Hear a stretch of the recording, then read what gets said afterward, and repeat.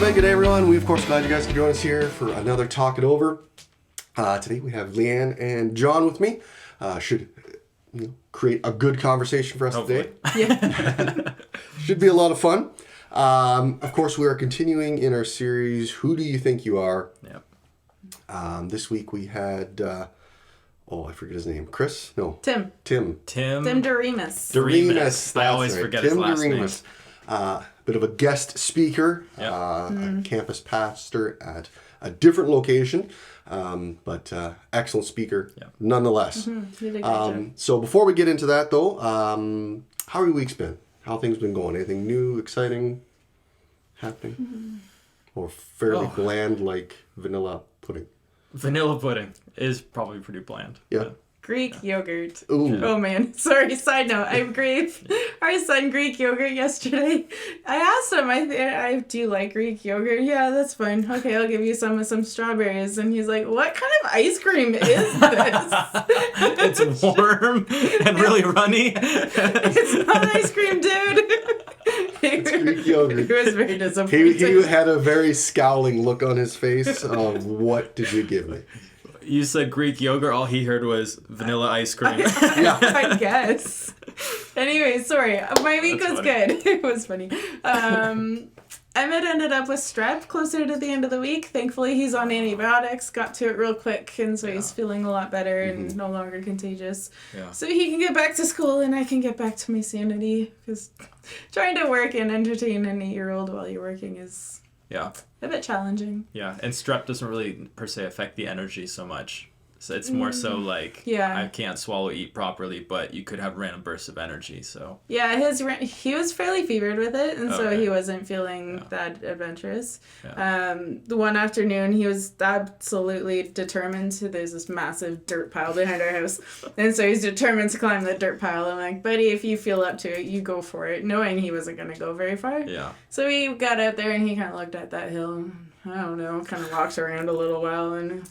He tried once or twice, and then he was like, I don't think so. No, we're just going to go home. This isn't going to work out. Couch was much better. yeah, exactly. So, it's good to see him feeling better and back to it. Yeah. Goodness, for me, just been checking in on the beehive, which has been good. My friend's hive is still not doing very well, so we're going to have to potentially... add newbies into that one or something, or we're not sure what's going on with it. So we think the queen might have just left. She was like, peace out. We don't like it here. So don't like these digs. Yeah, this isn't good. So, so we'll figure out what to do with that. But on the bright side, they did regrade the gravel road leading to the farm. Oh, okay. Because there was a detour and people were taking that gravel road. Yeah. So it was just like a minefield of like potholes. So when we turned onto that road and I saw the start was nice and smooth, I'm like, oh, finally. Yeah. So that was a big up. Nice. Made it a little more bearable to see the hive not doing well. Yeah. But yeah. So, oh, man. Yes, bees. Yep. Yeah. They're interesting. They are. They're interesting to watch, see them on a flower, and learn a little bit more. And I'm getting everyone to look at them differently. Yeah, looking at them differently for sure. For sure, trying to not disturb them when they're, I guess, working. Yeah. So. Yeah. For me, was getting 3 of the bikes running. It's been a bit of a haul trying to get them going. Not necessarily the physical part of it, just the lack of energy or drive or the procrastination, I guess, in actually doing it. So was able to spend a bit of time on the one, I guess, that hasn't been run in the longest period of time. That took a little bit more time. The other 2 was a couple batteries and away we went, and they seemed to start up pretty quick. But the other one took a couple weekends there, and I did get it going yesterday, so that was good. That was a positive. Satisfying? It is. It's finally getting things like that accomplished that have been sitting and waiting for me to get at them. Yeah. But again, having the garage more cleaned out, more accessible, I can get to my tools, I can get to my workbench, I can get to the bikes, I can get to things. So having that open makes it a lot easier for me to actually get out there and get to them. So very excited about that. We're going to get the insurance going this week on the bikes so we can get them out and get them running and driving and get things moving. So we should be out in the next week or so. on the bikes and get them driving again. After 6 years of... After, well, yeah, it'd be about 6 been a years or so. while. It's been a while. Ever since the little guy was born, it wasn't long after that we've not been really using them. So brush off my motorcycle driving skills. It'll come back to you. It's like riding a bike. Yeah, that's literally like riding a bike. Yeah. So no, it should be good. It should be good. It'll be good. Emmett's really excited. Yeah, is he gonna ride on the back? Yeah, he's gonna ride on the back. Mine apparently is the cool kid's bike because it's louder than hers. So he likes my bike because it's louder. It makes yours more is fun also sound. bigger and faster, and so It is. Like that He'll like that too. Yeah, I'll take the dog. It'll be a different experience for him. Something he's never. We have some little carrier that looks strapped like to the a bike little and then Rubbermaid tote almost. Is it like mesh or something that he kind of just sits Yeah, in? it's a formed mesh. It's kind of neat. Does his head it's poke like out? Yeah, it's got space for his head to pop out. Yeah. Yeah, at the top is little And little goggles and ears flying in the wind. Yeah. Yeah, and it's got like areas you can like strap it to the bike. It's not going to go anywhere. Our other dog loved it. He would get mad when we were taking the bikes out and we were bringing him. Well, it would be actually, I guess, really fun for a dog because they stick their head out the window. Yeah. Same idea, right? But this way, it's already out. Yeah. And And there's little like cutouts that you can either have it so that it's like blacked out so he can't look out, or you can roll them up and then it's just a mesh It's almost like thing. a tent. Yeah. It's got like little mesh openings. You can have funny. the top open, the sides have mesh opens, and there's like a little leash inside that you can actually clip them so they can't physically jump out. Yeah. So that would cause issues. Keep him safe. So keep him safe. But yeah, it seemed to be a lot of fun. Emmett's excited. Yeah. We're all really excited to be able to finally get back out on the bikes again and actually get to use them and take a trip with Granddad. He's looking forward to having a trip with Granddad. So we'll be able to do that hopefully in the next few weeks and enjoy that. So Yeah. so I don't know what that was for you guys. Please let us know in the chat how your week's been. Maybe it was like vanilla pudding, just very, very bland and smooth. Or maybe it was a little bit more exciting, getting things accomplished around the house. Maybe something new is coming into the house, something like that. But please let us know. So we're going to get to our scripture reading in just a minute because it is in one of our questions today. So we're going to dive right into the first one here.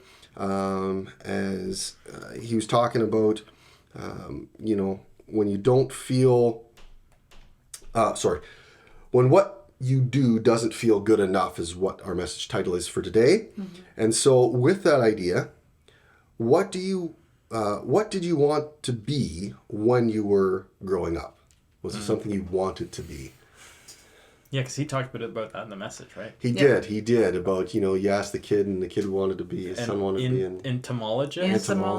I thought it was the study of animals. Turns out it's insects, but. Yeah, insects. And like the fact that the kid knew that word looked pretty young from when the picture he showed. He was like 7 years old and already had his, because it was cool, because it'd be fun, and because a good career. What kid is like, it's a good career option. It's a good career option. Study bugs. Okay. That kid takes his allowance and writes out a budget. Yeah. It's like great. 30 cents for the chocolate bar. That's funny. Honestly, like, I feel like I should know the answer to this, but I don't know if I thought that much about it when you're little? Yeah.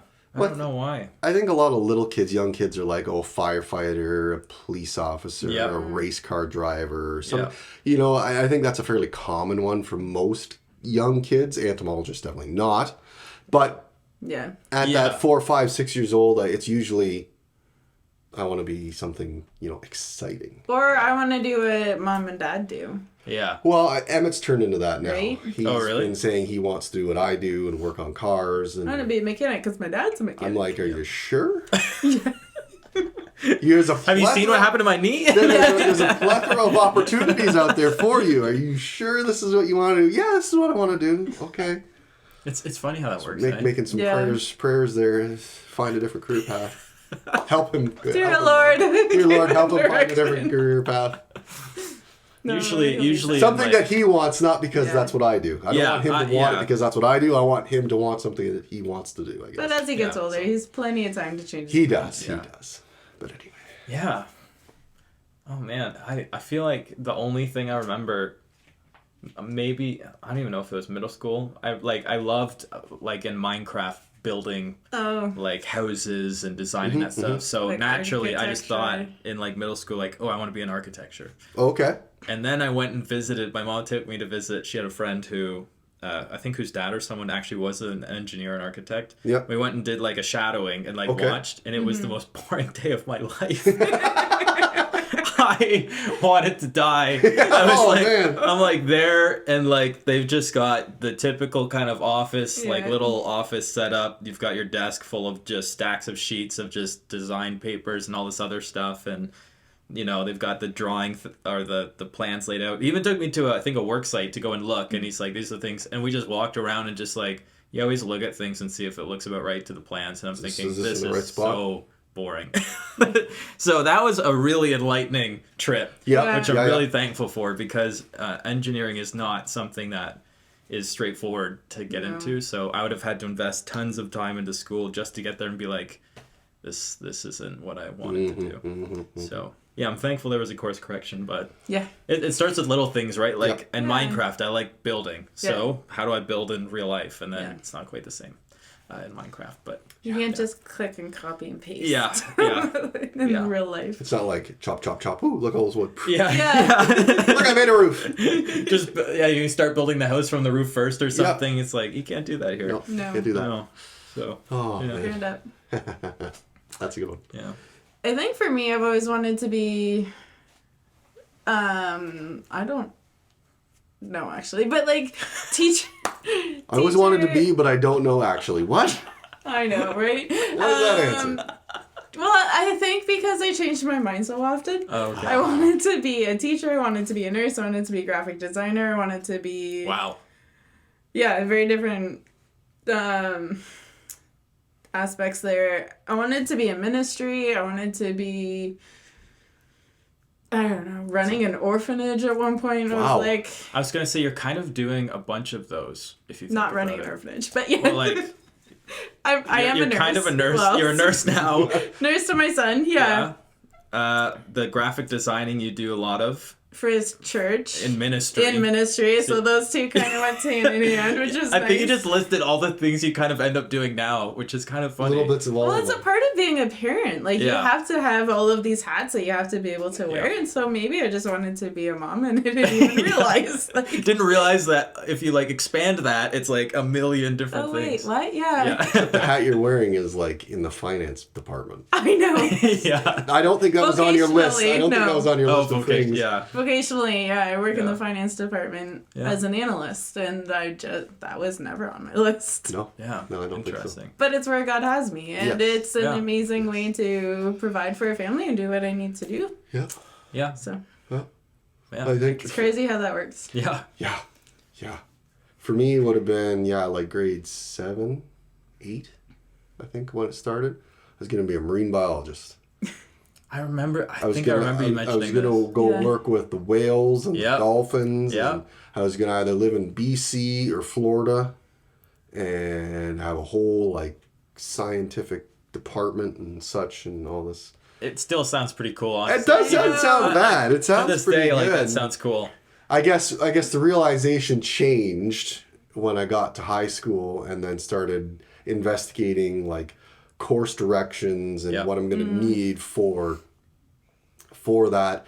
And in grade 9, I really tried to get those courses and all the academic stuff. And I just... A lot of biology and stuff, I guess. Yeah, I just struggled through the science and all that kind of stuff. And it was just a struggle. And I guess that was kind of the point where I was like, okay, I don't know if that's going to be possible. I'm just not as academically inclined as some that would need to be for that kind of a job. Right. I had a passion for it. I love marine animals, mammals, whatever. I love all that kind of stuff, but I think it was maybe more the passion than an actual, like, career direction. Mm-hmm. And then we got into shop class, and then I found, I really enjoyed this a lot. It's more natural. That was just a more natural transition for me. Yeah. So, again, that was fine. And, again, that course correction of, okay, academically, I'm not as advanced as I need to be to get to this kind of a job. It's just not, I'm just not there. That's not my strong suit. Yep. So But yeah, definitely, marine biology was one of the things, and I don't know if it was just from working in a pet store and marine animals and things. Yeah, I was going to say, even now, you still have a passion for love marine animals. Love marine stuff, love fish, got axolotl, got like all the fun little things like that, and it's a lot of fun, and I really do enjoy it. So you brought the marine biology part kind to of your with house. Yeah. You two are both just like, I'm going to accomplish everything that was on my list no matter what. We're going to have some form of it in the list, right? We're going to get there. But anyway. So let us know, guys, what's that for you? What was that dream, or what was that idea you really had to when you grew up? Maybe you're actually living that out. Maybe you got to that dream. That was what you strove for, and that's where you are. But please let us know in the chat what that is for you. Okay, so we're going to dive into our scripture today. It's found in Matthew 5, verses 13 to 16. You are the salt of the earth, but if the salt loses its saltiness, how can it be made salty again? It is no longer good for anything except to be thrown out and trampled underfoot. You are the light of the world. A town built on a hill cannot be hidden. Neither do people light a lamp and put it under a bowl. Instead, they put it on its stand, and it gives light to everyone in the house. In the same way, let your light shine before others, that they may see your good deeds and glorify your Father in heaven. So what stands out to you in this passage, and what does it tell you about who you are called to be as a follower of Jesus? Yeah, there's so much in this. First of all, the Bible Project is currently doing of like a series right now on Jesus' Sermon on the Mount, and they had a really great breakdown, I think, of a lot of like these verses of stuff I hadn't really noticed before. So I know Tim talked a bit about that today with, for example, like why compare us to salt? Like, okay, salt, we're salt. There's a lot of weird things about salt. Back then it meant a lot more probably than it does now. Nowadays it's just something you just put on your food and it tastes better. What stands out to me? So the saltiness, like salt being a part of the covenant, I think is really cool. The covenant of like God saying, I'm going to use you, Israel, to reclaim the nations of the world. And that would essentially be us now. So as Christians now, we're essentially preserving that covenant by going out and telling people about, hey, God's reclaiming the nations. You can be a part of this sort of thing, which is super cool. And actually, I guess then ties into being an ambassador, like what Craig was talking about, right? Actually, a lot of that I think ties into this. The salt part really stands out to me, and then there's similar metaphors there with like a light. Like you don't like put a light and then cover it completely so that no one can see. What's the point of that? I think what does it tell you about how you are called to be a follower of Jesus? I think Tim did a good job of just summarizing, like, we need to figure out our identity, which Jesus is stressing here. Like, you are salt, you are light.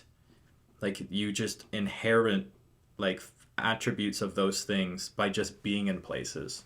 You don't have to, like, do something special to then be given access to change things in the world. You just, as soon as you become a part of God's family, like, when you're brought in, these are the things that you just gain. You just are these things now. I think that can be practical in ways of like when you're in a workplace, like not shying away from wanting to just show abounding love to someone who's maybe just super mean to you or is rude. And all of a sudden you're just really kind to them and gracious. And it's kind of like, what the heck? It's just like, that's just what we do as Christians, right? As light.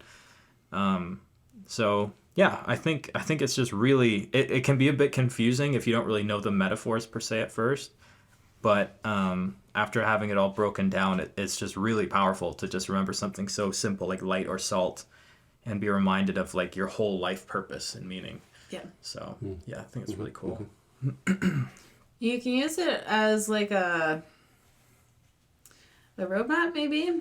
Of like when something happens to you, like responding nicely to and graciously to a coworker, someone in your life who's being really mean to you. Like it's or maybe a compass of like, how am I supposed to respond in this, and if I'm called to be light and salt of the earth, then to be able to do those things, you would respond with grace and love towards someone regardless of how they're going to treat you, even though it doesn't make sense. Yeah. And to be set apart and show that you're different than the rest of the world. Yeah. And so, yeah, it makes me think about, like, how am I responding to different situations in life? Am I just responding the way that the world wants me to, where I get really offended and I want to get even with a person? And sometimes, honestly, I respond that way. And then there's other times where I'm like, no, actually, I'm called to be set apart. I'm called to be light. I'm called to be salt. And to be able to do that, there are times where Jesus was salt, but he would call people out when it was appropriate to do so in a loving but a firm way. Yeah. But then, it makes me think of how should I respond based on how I'm supposed to act, and what God is calling me to. And I think that just ties into what Tim was talking about, how your identity leads your actions, and it's not your actions that lead your identity. Bring your identity. We get that backwards. Yeah. Yeah, I think it's a real struggle for us because, like, I guess because in most other things in life, like, I can't say I'm an organized person if we would think I can't say I'm an organized person if I just never am organized about anything, right? So it's the action that then makes you the identity. Yeah. But if you switch it, it sometimes helps you to actually get to the action. Yeah. Which I think we had a whole series on that.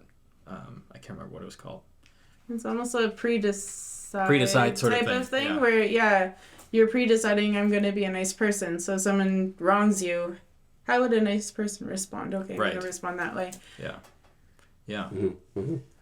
Yeah, I like what you mentioned about that, about, like, it almost helps us to understand that we're meant to be different. Yeah. Like, and that's okay, because it's tempting to want to blend in with the world and not stand out in fear of, people judging us or whatever that might be. I just want to be accepted and normal. Like, I can't be accepted and normal if I'm going to be light and salt. Yeah. Like, well, like, if it doesn't make sense. It's like going to darkness and being like, and you're just shining light into everything. It's like, oh man, I just want to be darkness like everyone else. And it's like, well, you're evidently not. You're the polar opposite of what's going on. Yeah. So, that's a good thing to keep in mind, because it feels that contrasty, I think, in our day and age. Yeah. When you bring a Christian perspective, it really feels like it's just polar opposite of what the world says it should be. Mm-hmm. Yeah. So, yeah. Yeah, certainly a lot of metaphors in there. And it's like the one it's an interesting for me, but it's like, I need to stay salty. But not in like salty as in like we use grumpy. That as a bad thing crusty. now. Not crusty, not Salty. grumpy. Because like the next part of that is you can't make it salty again once it's become like unsalted. Yeah. Like when salt is no longer salt, it's not salt. It's just trampled underfoot. You throw it away. It's gravel. So it's like I don't want to become unsalty. And just thinking about that, it's like, okay, so how do I maintain my saltiness? Right? And again, it's a light as part of that. You don't want your light to be just kind of flickering. We want to be bright, right? And so trying to keep that in mind as we go throughout our day-to-day, which you guys just talked about, was, we're set apart, we're different, so we can't be dim, we can't be unsalty. We're called to be both bright and salty. It's just interesting using those specific terms, because salty used to season. So if we're salty, are we seasoning the people around us? Are we allowing that to start to creep into them? Right? Are we, I guess in that sense, seasoning the ones around us in some way? Rather than taking on their seasoning onto us. Yeah, instead of absorbing their seasoning, are we giving ours? Yeah. Right. Which salt makes things more appealing. So then you could see it, because I think they would add salt to the sacrifices. Well, I guess it's also a symbol of the covenant, but I wonder if it's also like it's just more appealing to God as a sacrifice. I've added more to this. Yeah. So part of our job as Christians is to start to make the world, I don't know, he uses us to make the world more like it was, good. appealing, I guess, So, in the original state. Yeah, I think that's really what it ties into for following as being called, is we need to remain bright, we need to remain salty, we need to be shining brightly for the people to see us, but also using that salty part to season the ones around us with how we speak. Because you can see actions as the light. People will see those actions, they'll see how you are. But then how are you in the actual communication part of it? How are you actually speaking to them? In my mind with barbecue is, how am I seasoning that to make it better? How do I add to that to make it better? Because actions say one thing, but your words say another thing. It doesn't, right? Yeah. You can be very outwardly bright. Oh, look, I'm the perfect Christian, I'm the perfect this. But when it comes to speaking to people, you talk down, or you throw them down. You don't build them up. You don't encourage them, right? I think you need to have both to really be the true follower. And we're not going to get it right all the time. I'm not trying to say that we're perfect by any means. Yeah. But we need to be using those two aspects, our actions and words, I think, in the best ways we can. Yeah. With the people, of course, that we see, the people that we influence, the people that are around us, to try to make them a little better, right? Yeah, and with ourselves, but we can be salting each other. Yeah. Right? Not assaulting. Not assaulting, but salting each other, right? Salting each other in doing life together, right? And being involved with each other, life groups, things like that, right? Yeah. That's interesting. I hadn't thought about it, because I guess light is a very, like you were saying, it's just an environmental thing. You put a light somewhere and it actually just then radiates to everything. Radiates. Whereas salt, you need to actually be like physically in contact, or like in close quarters with something. So then, I guess, I hadn't thought about that before. So for us to be salt, we have to actually be like in the thick of it with people who are broken and hurting. And that rubs off to them people. But then we also need to be relying and like turning back to God constantly, and like in His Word and praying and tithing and serving and doing the things that we need to do to maintain our saltiness. To stay salty. Because otherwise it'll just rub off and we lose all of it, right? Yeah, and then we give it all away. Dirt as well eventually. Yeah. So. Yeah, excellent discussion, guys. We, of course, are at the end of our time here. Time flies. I know we have a lot of fun. It does fly very quickly. But, of course, we want to thank you guys again for joining me this week. We want to thank you guys for, coming in and just being a part of what we do here. And, again, this is a great way to launch a life group. It's a great way to see kind of what this looks like. If you have questions about that or not sure how it works, this is really what it is. You and a couple friends can easily start this. You can use this as even just the stepping point or the starting point to get things talking for the people in your group. So I encourage you guys, if you have any questions, please leave a comment. Let us know. We can get you some resources on life groups and starting and what does that look like. Because we, of course, see the importance of that each and every week as we meet in our own life groups. So again, we want to thank you guys for joining us and thank the tech team that gets us all ready, because without it, we wouldn't have it available for you guys. So we, of course, want to remember, whoever finds God finds life.